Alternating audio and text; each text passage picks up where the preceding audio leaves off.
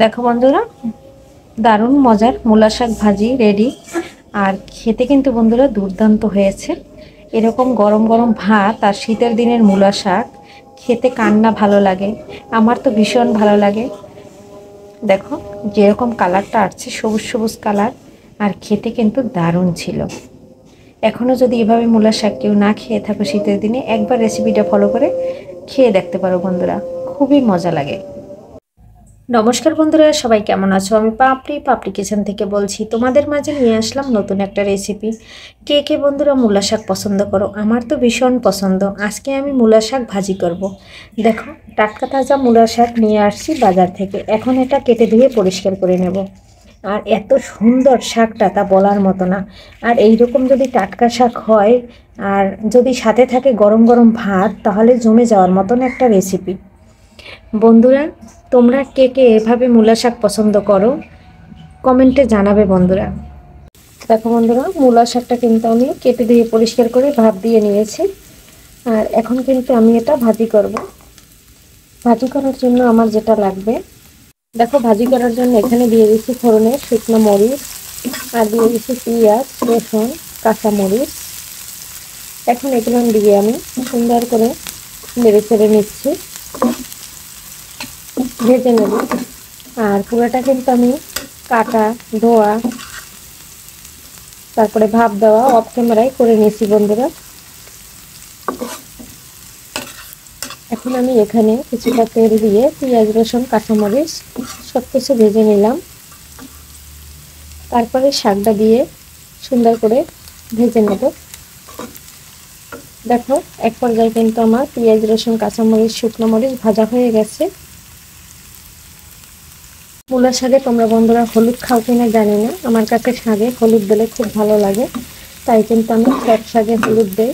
হলুদটা দিয়ে একটু নেড়ে চেড়ে নিলাম। এখন আমি ভাপ দেওয়া শাকটা দিয়ে দেব। দেওয়ার পরে এটা নেড়ে চেড়ে সুন্দর করে ভেজে নেব।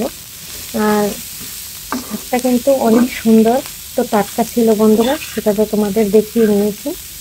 এরকম টাটকা তাজা শাক থাকতে আর মূলা শাক ভাজি শীতের দিনে কিন্তু অসাধারণ লাগে। আর সাথে যদি হয় গরম গরম ভাত, তার তো কোনো তুলনাই নাই। আমার ভিডিও কাছে এবং দূরে, দেশ ও দেশের বাহির থেকে যে বন্ধুরা সবসময় দেখো, সুন্দর সুন্দর কমেন্ট করো, আর আমার ভিডিও বানানোর আগ্রহ যোগাও, তাদের জন্য আমার অন্তরস্থল থেকে অনেক অনেক ভালোবাসা রইল।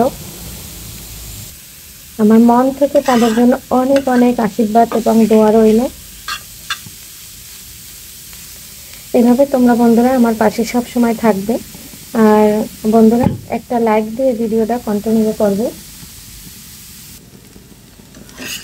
দেখো বন্ধুরা, মূলা শাকটা কিন্তু একটু ভাপ দিয়ে নেওয়ার কারণে আমার তাড়াতাড়ি কিন্তু সিদ্ধ হয়ে গেছে। আর মূলা শাকটা এভাবে ভাপ দিয়ে রান্না করলে গন্ধটা সুন্দর কম আসে। যে মূলার একটা অতিরিক্ত একটা গন্ধ আসে মূলা শাকে, সেই গন্ধটা কিন্তু থাকে না। অনেকে আছে মূলার গন্ধটা পছন্দ করে না, যেমন আমার ছেলে একটু মূলার গন্ধ পছন্দ করে না এবং সে খায়ও না। যেদিন বাসায় মূলা বা মূলার শাক রান্না করবো, সেদিন সে অন্য কিছু তাকে দেওয়া লাগবে। আর কবে মূলা রান্না করছে ঘরে, এই অবস্থা।